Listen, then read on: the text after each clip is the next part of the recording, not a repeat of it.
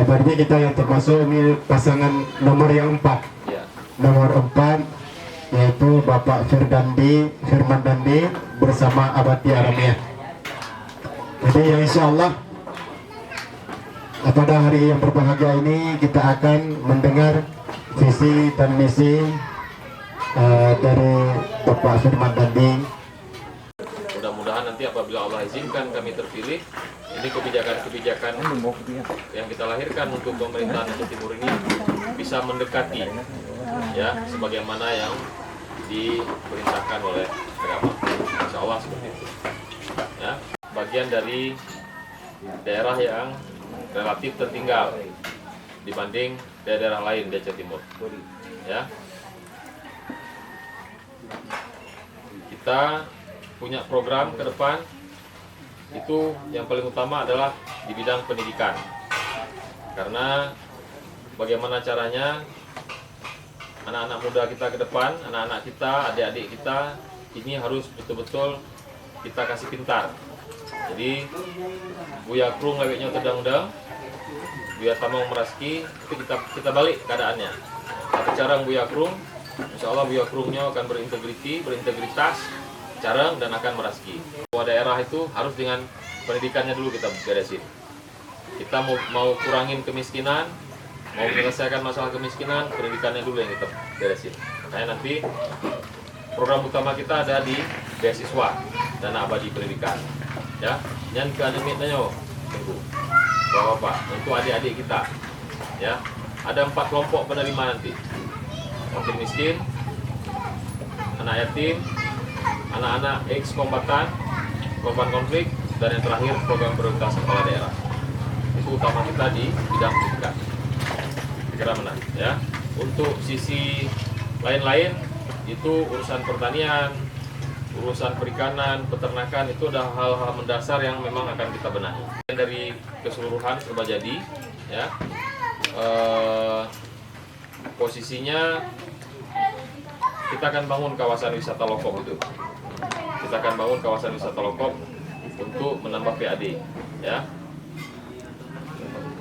Selain wisata pemandian, air panas dan lain-lain, kita juga satu-satunya hutan sekarang yang punya istilahnya umbrella spesies itu.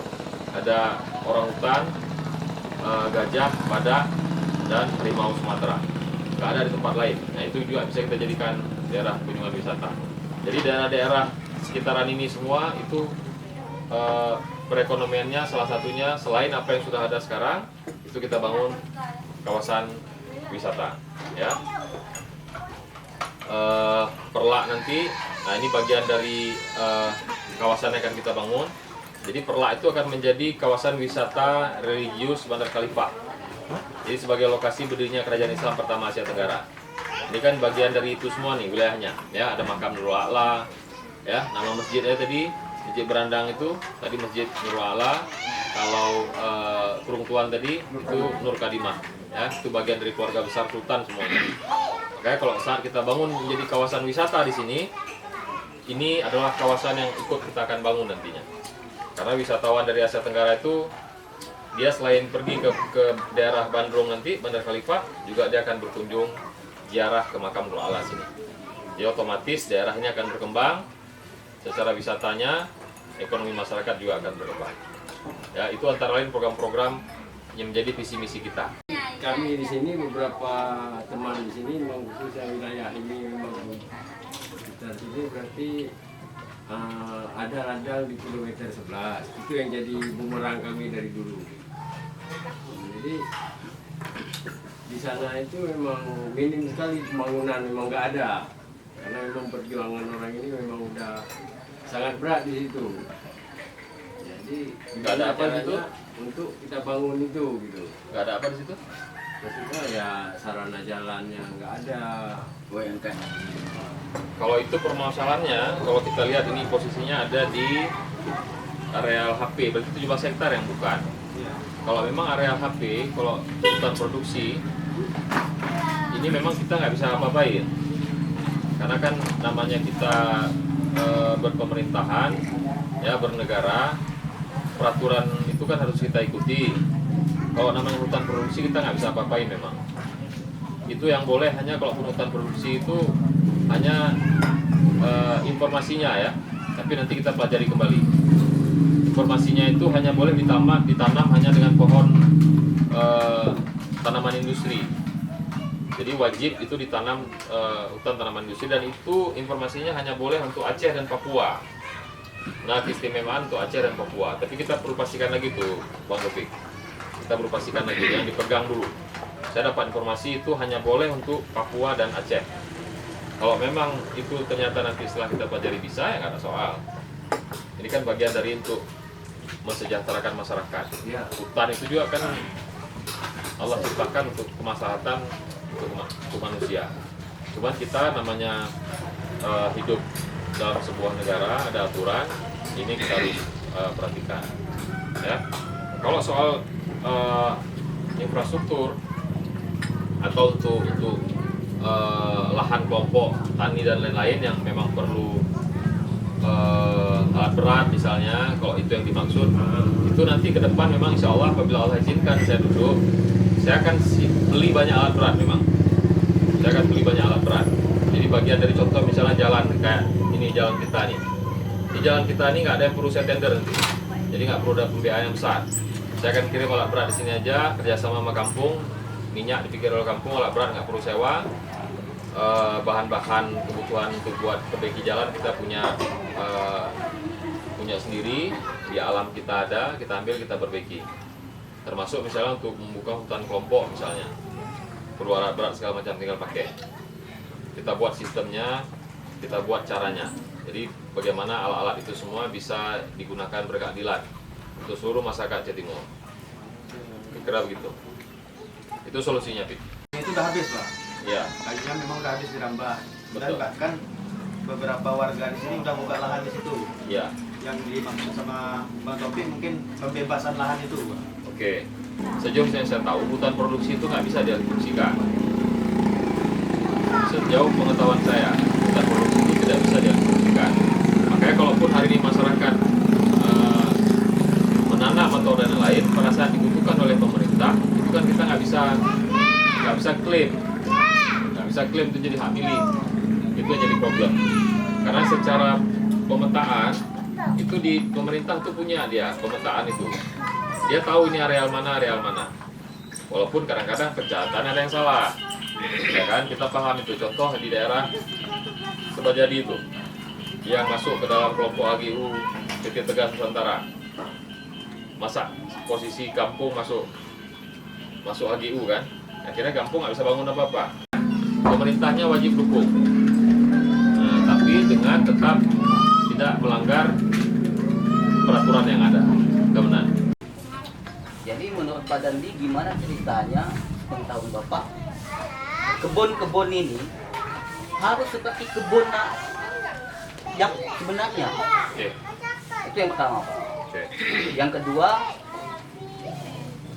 balik lagi seperti bahasa pertama, kami peduli. Menurut hemat kami pemuda Aceh Timur ini darurat narkoba. Kami doakan Bapak dan Abati menjadi pemimpin kami di Aceh Timur. Dan apa yang akan Bapak tinggalkan terhadap operasi narkoba di Aceh Timur. Di ibu kota pemerintahan, kita akan dirikan beberapa lembaga pendidikan semacam balai latihan kerja. Ya. Jadi kunci soal lapangan kerja, soal anak-anak muda pengangguran itu, kuncinya itu di skill, ya, di kemampuan pribadi-pribadi dia, ya. Makanya untuk kita perluas kesempatan anak-anak muda kita supaya bisa kerja di mana-mana, ini kita harus bekali dia dengan skill. Makanya saya punya program. Sekarang Balai Latihan Kerja Aceh Timur itu masih di Langsa posisinya. Saya insya Allah, kalau Allah izinkan, tahun pertama setelah terpilih, BLK di Langsa itu wajib segera kita bawa pulang ke ini. Nah, nanti setiap harinya jam 3 akan ada bus. Dari sini satu, ya, nanti dari Penarun dia baru mulai bergerak, ya, dia berangkat ke ini. Bawa anak-anak muda kita, siapapun dia yang mau belajar, ini gratis fasilitasnya semua, ya. jam 3 berangkat, setengah 6 diantar pulang lagi. Jadi itu bus bisa angkat siapa aja yang sambil jalan. Ya, tujuannya satu untuk di sini, satu nanti di Bayun, satu dari Indramakmu, satu dari Pantai Bidari. Itu setiap harinya. Ya, kita buat di ID. Di situ akan ada nanti selain yang menjadi pelatihan yang sudah ada sekarang seperti las, bengkel, listrik misalnya, ya itu semua kita tambah lagi nanti, termasuk aparatur alat berat. Ya, jadi kita beli beberapa alat berat khusus untuk latihan di situ. Ya, kita siapkan pelatih yang bagus, anak-anak muda bebas latihan di situ, belajar gratis semuanya. Ya, yang penting punya kemauan, ya punya semangat juang, itu pasti bisa. Ya, nanti zaman sekarang juga udah canggih, ya teknologi informasi, komputer, itu semua kita akan ajarin di situ, gratis. Ilmu bahasa, ya di situ akan ada pelatihan nanti ilmu bahasa Inggris, bahasa Arab dan bahasa Mandarin. Karena 3 bahasa ini bahasa dunia hari ini. Kemanapun kita pergi, salah satu bahasa kita kuasai, kita kerja itu mudah. Program Pagi Kampung itu nanti yang dikedepankan itulah Geci, Tengku Imum, Ketua Pemuda, ya tokoh-tokoh masyarakat yang ada di situ. Ya, kalau kita sama-sama mau sapu pakat, minimal kita jadi orang yang mengawasi itu, nggak usah tangkap, itu urusan kita tangkap. Kita jadi mengawasi itu aja, kasih informasi ke pihak kepolisian. Biar urusan kepolisian yang menindaklanjuti itu. Dengan demikian, sedini mungkin semua kampung terpagari, ya. Hal itu jadi tidak lagi mudah. Jadi jangan kita izinkan itu. Nyo terjadi lagi karena kita izinkan dalam tanda kutip. Mengajar ke puluhan tahun. Ya. Jadi yang kibar solusi. Oke. Jadi ada program pemerintah pusat mau menghapus semua tenaga honorer yang ada supaya tidak ada lagi guru-guru kontrak, ya pegawai kontrak supaya nggak ada lagi, tapi diangkat jadi PNS semua.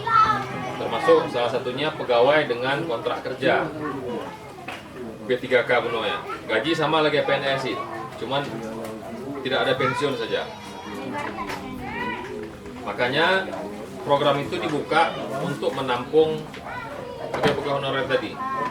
Tentang pertanian berarti penyuluh itu nggak sampai langsung ke petani. Oke. Nah, jadi kan setiap kami akui bahwa bantuan dari pemerintah itu ada, pernah gitu. Maksudnya dikasih bibit jagung, dikasih bibit padi. Tapi sosialisasi dari Menteri Tani kami nggak ada langsung ke petaninya gitu Pak. Oke. Kadang kami butuh pupuk urea tapi yang dikasih ZA. Kami butuh ZA dikasih TSP gitu Pak. Saya punya program bukan hanya penyuluh pertanian, perikanan, peternakan dan perkebunan yang kita optimalkan. Termasuk untuk usaha menengah kecil mikro, itu usaha kecil itu juga ada penyuluhnya nanti. Jadi ada yang pendampingan tuh, karena UMKM yang punya masyarakat kita yang pelaku UMKM itu sampai dia bisa akses ke bank nanti, dia bisa ambil modal dari bank, pemerintah yang jamin, itu kita ada penyuluhnya nanti yang mendampingi. Ya, termasuk soal pertanian ini kita akan optimalkan. Saya sama Bati berdua, saya butuh dukungan kita semua.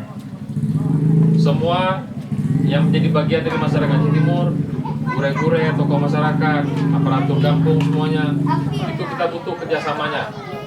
Sama-sama untuk kita bisa memenangkan paslon 04.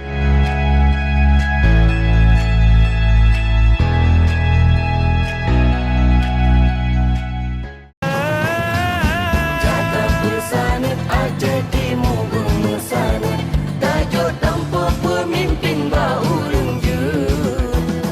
Pilih Bang Firman dan dengan Abadi Aramia, Bupati Aceh Timur Citnyan yang